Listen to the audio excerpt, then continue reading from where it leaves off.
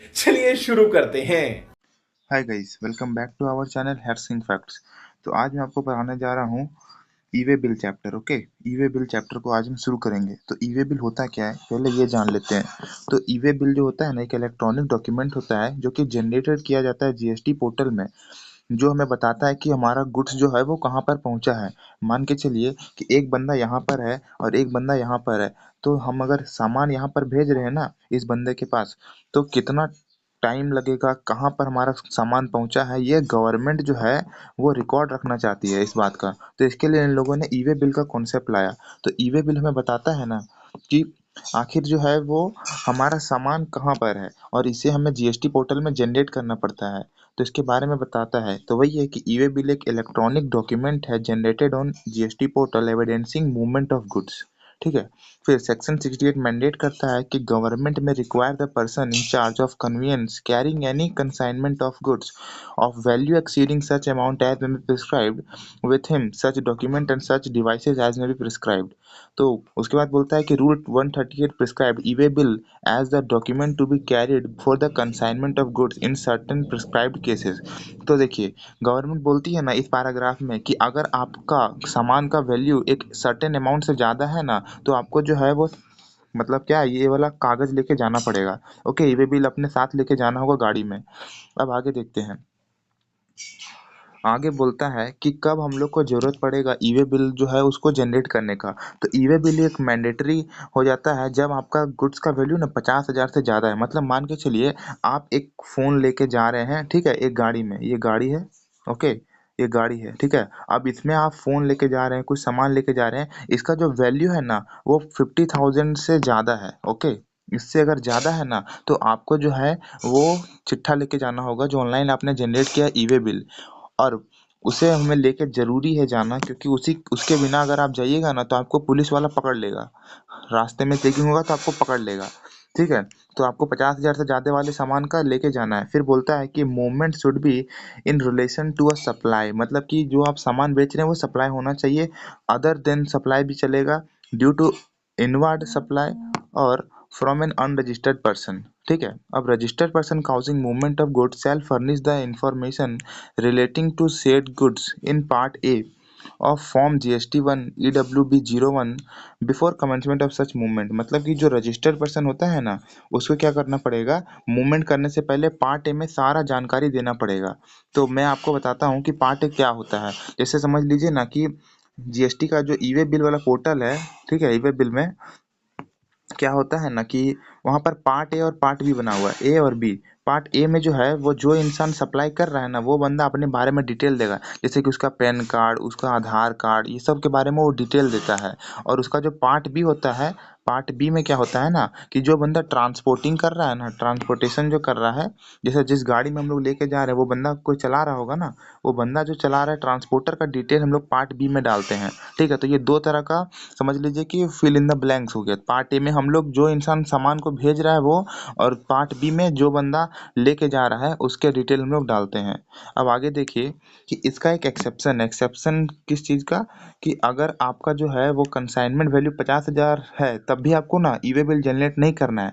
कब, जब आप इंटर स्टेट ट्रांसफ़र कर रहे हैं हैंडीक्राफ्ट गुड का, मतलब जो लंगड़ा लूला आदमी होता है ना उसका जो सामान होता है ना, जैसे कि व्हील चेयर हो गया, वो सब अगर आप सप्लाई कर रहे हैं तो वो आपको जो है एग्जेम्प्ट है। आप आपको जो है ई वे बिल जनरेट करने का जरूरत नहीं है, आप उसको कहीं भी ले जा सकते हैं। ओके। अब आगे देखते हैं कि who causes movement of goods, कौन मूवमेंट ऑफ गुड्स गुड्स को काउज करता है, मतलब कि क्या कारण है। तो बोलता है ना कि इफ सप्लायर एक रजिस्टर्ड है और अंडरटेक कर रहा है ट्रांसपोर्ट ऑफ गुड्स, और इसमें मूवमेंट ऑफ गुड्स हो रहा है, तो वहाँ पर सप्लायर जो है वो करेगा आपका ई वे बिल जनरेट। मतलब कि आपका जो सप्लायर वो रजिस्टर्ड है, ठीक है, और वो बंदा क्या कर रहा है, सामान भेज रहा है किसी बंदे को। तो यहाँ पर सप्लायर का ड्यूटी है कि वो ई वे बिल जनरेट करेगा पोर्टल में जाके। ठीक है, गूगल में सर्च करिएगा ई वे बिल पोर्टल तो आपको दिख जाएगा।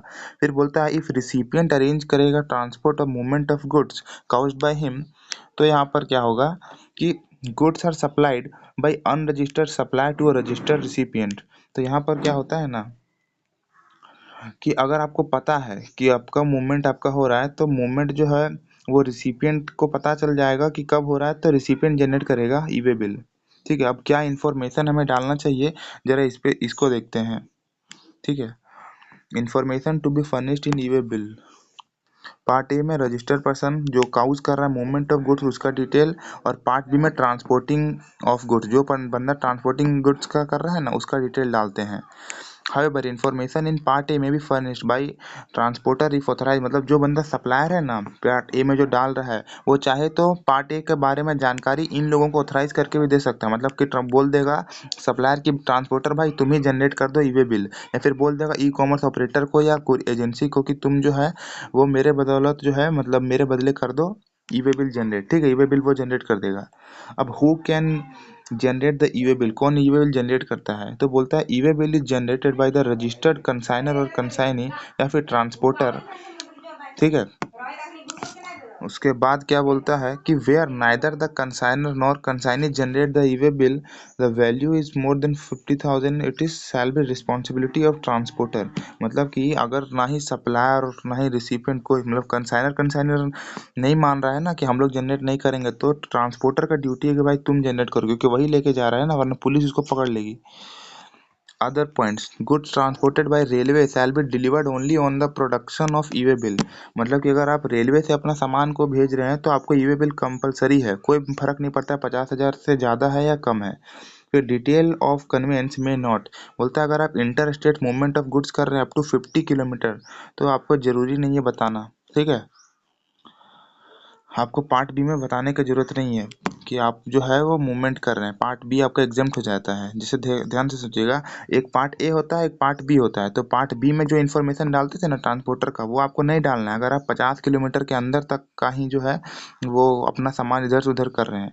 तो बोलता है ना कि in case of intra state movement of goods up to 50 kilometre distance from one place of business of consignor to place of business of transporter for further transportation or place of business of transporter finally to POB of consignee।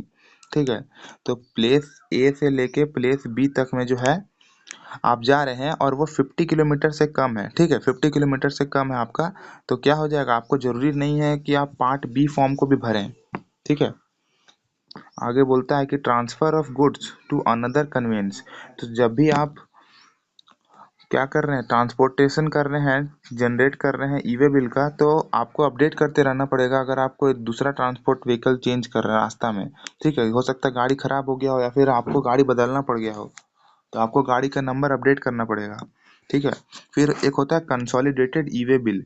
इसमें क्या होता है ना कि मान लीजिए कि आप जो है दुकान गए, वहाँ पर आपने एक सामान खरीदा, दो फिर एक सामान खरीदा, तीन सामान खरीदा, तो आपके पास आपको तो है बहुत सारा ई वे बिल जनरेट करना पड़ेगा।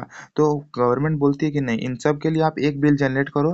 ठीक है, और वो उसका नाम दे देंगे कंसोलिडेटेड ई वे बिल। ठीक है, तो ये होता है आपका कंसोलिडेटेड ई वे बिल। अब आगे आते हैं, कहाँ चला गया, एक सेकेंड गाइज। हम्म, कंसोलिडेटेड ई वे बिल ये हो गया। उसके बाद बोलता है कि cancellation of E way bill. तो ई वे बिल भी आपका कैंसिल भी हो जाता है। बोलता है e way bill can be cancelled in either goods if, मतलब कि अगर गुड्स जो है वो ट्रांसपोर्ट नहीं हुए ना, और उसका डिटेल हम लोग फर्निश नहीं किए ई वे बिल में, तो वो कैंसिल हो जाएगा। The e way bill can B cancel with in 24 our from the time of generation. तो उसको हम लोग कैंसिल कर सकते हैं 24 आवर जिस टाइम से वो जनरेट हुआ है। फिर बोलता है कि validity period of E way bill. तो ध्यान से देखिएगा, 200 किलोमीटर तक है तो आपका ओवर डायमेंशनल कार्गो नहीं है ना, तो 1 डे। अगर आपका ओवर डायमेंशनल कार्गो है तो आपको एक दिन एक्स्ट्रा मिलेगा। फिर अप टू 20 किलोमीटर है और आपका ओवर डायमेंशनल कार्गो नहीं है, ठीक है, तो आपको एक एक्स्ट्रा दिन मिलेगा, और है तो आपको एक दिन मिलेगा। उसके बाद acceptance rejection of E way bill. ये बोलता है कि the detail of E way bill will be generated shall be available on the supplier. ये आपको जानकारी देता है ना कि आपका जो ई वे बिल जनरेट हुआ है उसका नॉलेज आपको बताता है part A part B form में, और रिजेक्शन होगा तो 72 आवर्स मिल जाएगा। बोलता है if in case the supplier recipient does not communicate his acceptance or rejection within 72 hour detail being available to him the common portal on time of delivery of whichever is earlier it shall be deemed to have been accepted and said detail। तो हम लोग उसको accepted मान लेंगे। Is e way bill be required in all cases, तो ये जरूरी नहीं है। उसके बाद वह document devices to be carried, तो हम लोग को कुछ कुछ डॉक्यूमेंट कैरी करके जाना पड़ता है, जैसे कि हम लोग अपना इनवाइस, बिल ऑफ चालान, ये सब साथ में लेके जाएंगे जब भी गाड़ी से ट्रैवल करेंगे सामान को लेके। फिर वेरिफिकेशन डॉक्यूमेंट, ये हम लोग गाड़ी का पेपर वगैरह हो गया, क्योंकि ये चेक किया जा सकता है। फिर inspection and verification of goods, तो आपका सामान का इंस्पेक्शन भी हो सकता है, ठीक है। Summary report of every inspection of goods transit shall be recorded online on common portal by the proper officer within 24 hours inspection, and the final report shall be recorded within 3 days of such inspection. उसके बाद आपका आता है कि restriction on furnishing of information in part A of form GST EW B01, तो यहाँ पर बोलते हैं ना कि कब हम लोग जो है वो नहीं कर सकते हैं पार्ट ए में डॉक्यूमेंट वगैरह फाइल। तो बोलता है नो पर्सन, आपका जो है in respect of any outward movement of goods of a registered person जो है वो क्या कर सकता है, अलाउ नहीं करेगा उसको, क्योंकि no person shall be allowed to furnish information in part A of GST 1। अगर वो बंदा जो है कंपोजिशन सप्लायर है, उसने पैसा नहीं दिया है, मतलब क्या नहीं किया, पेमेंट नहीं किया है, ठीक है, टैक्स का। फिर वो बंदा रेगुलर स्कीम में है लेकिन उसने पैसा नहीं दिया टॉप 2 पीरियड का। उसके बाद अगर उसने रेगुलर स्कीम में ही है और उसने GST-R1 फाइल नहीं किया 2 महीने का तो भी, और वो बंदा अगर रजिस्ट्रेशन उसका सस्पेंड हो चुका है तो भी। और ये सब जो है ना, ये सब चारों बंदे, ये लोग को अलाउ नहीं है, क्या अलाउ नहीं है कि पार्ट ए भरना, ओके, ये बिल जनरेट नहीं कर सकता है। बस ये चैप्टर खत्म हो गया। अब आगे कुछ क्वेश्चंस आप लोग देख लीजिए कि what are the document and devices to be carried, तो यही इसका आंसर यही दिया हुआ था ऊपर में ही। इसका मैं आंसर आपको दिखा देता हूँ, आप एक बार इसका स्क्रीनशॉट ले लीजिए, उसके बाद इसका आंसर का स्क्रीनशॉट ले लीजिए, 1 का, 2 का, 3 का, 4 का, 5 का, ये हो गया। Thank you guys, please subscribe जरूर करिएगा। Bye bye.